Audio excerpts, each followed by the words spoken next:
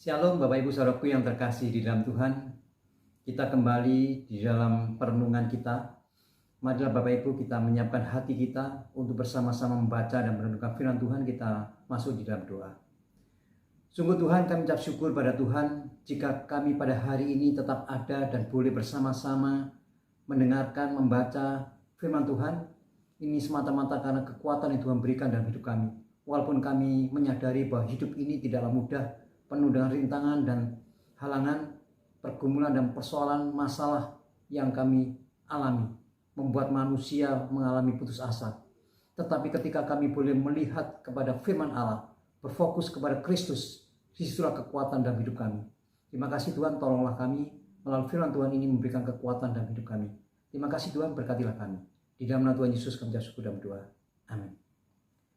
Bapak Ibu Saudaraku yang terkasih di dalam Tuhan, pada hari ini kita akan bersama-sama merenungkan kebenaran firman Tuhan yang terdapat di dalam Ibrani pasal 12 ayat yang 1 sampai ayat yang ketiga.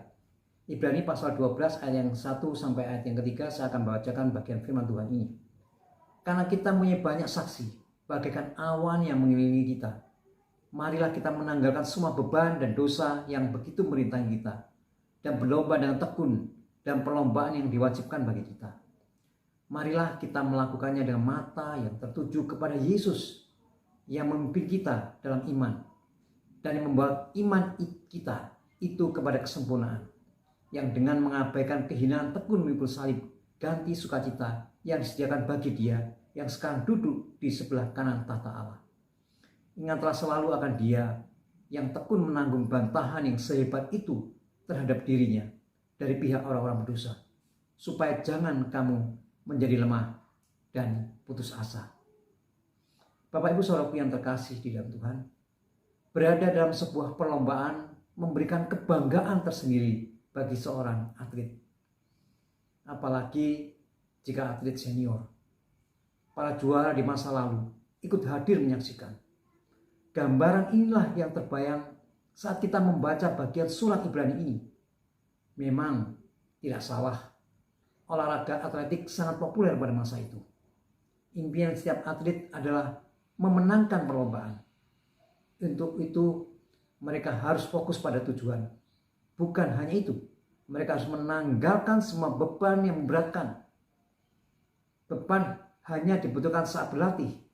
Namun pada saat perlombaan yang sesungguhnya, beban itu harus ditinggalkan. Perjalanan hidup rohani bagaikan perlombaan.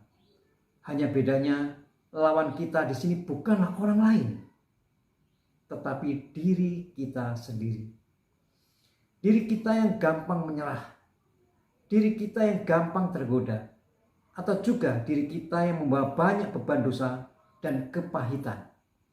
Karena itulah penulis surat Ibrani mengingatkan bahwa kita memiliki banyak saksi, bagaikan awan yang mengelilingi kita.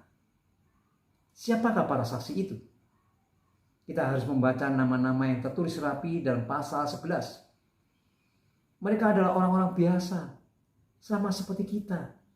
Yang buat mereka tidak biasa adalah keteguhan iman mereka. Mereka mengalami banyak kesulitan, bahkan penderitaan, sama seperti kita. Tetapi mereka bisa menang.